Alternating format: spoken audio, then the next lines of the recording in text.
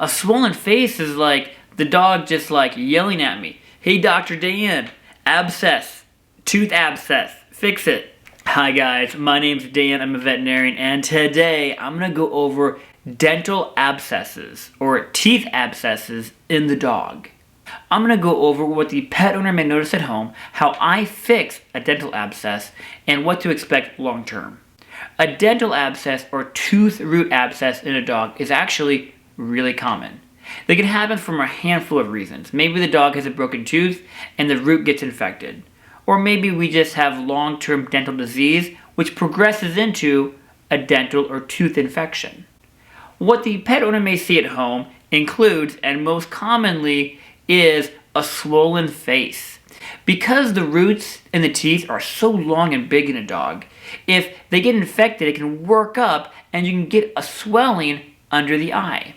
A swelling under the eye can then balloon up, and sometimes it will even rupture and it will drain out discharge, pus, and infection.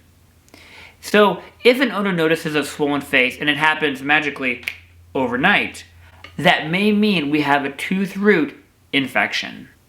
These infections can be really painful, and the swollen face by itself is uncomfortable. Now when the pet owner rolls in and I see this, I'm feeling good because in almost all cases, this is an infection. Now, you can have other things that cause a swollen face too, and that may include scary stuff like tumors or cancer. But in the middle-aged or younger dog, in most cases, these are going to be infection. We figured this out by sampling the infected material coming out of the face or by sampling after the tooth is removed. We can take a cytology or a culture, and both of these will help us to diagnose infection. Now, what we do to solve the problem is, yes, I know you're all thinking it, Dan, we should give antibiotics, and you are right. We will give antibiotics. The antibiotics will treat the infection. But if you leave the infected tooth in there, it will fester and just continue to be present. And once the antibiotics are gone, it will come right back and it will haunt you. But we can solve that problem by doing a teeth cleaning or dental. What the veterinarian will do is they will say, we need to do some blood work, make sure we're healthy, and then we're going to put your dog under anesthesia. And once we're under anesthesia, we're going to go ahead and we're going to pull that tooth. The veterinarian will take an x-ray to confirm the right tooth. They will look for lytic or damaged bone around the tooth. And once they confirm that, they may have to drill or just elevate the tooth out of the mouth.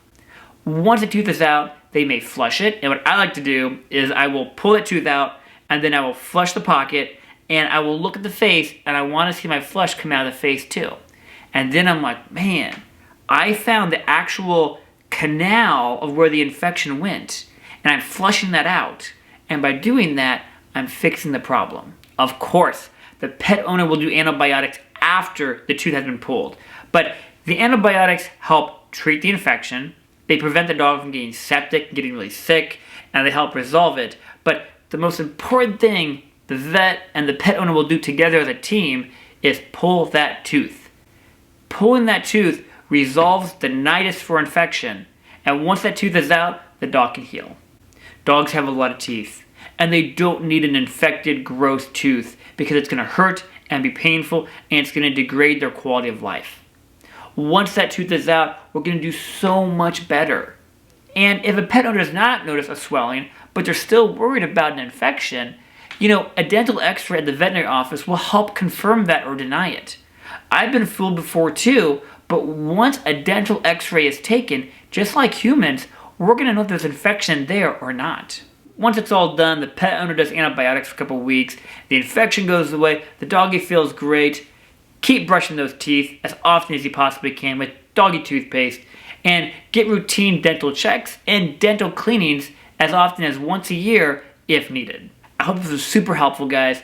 Best of luck to your doggies and their teeth. If you have any interesting or crazy stories about your dog and the teeth that were pulled or were not pulled, let me know. Take care, y'all, and best of luck out there.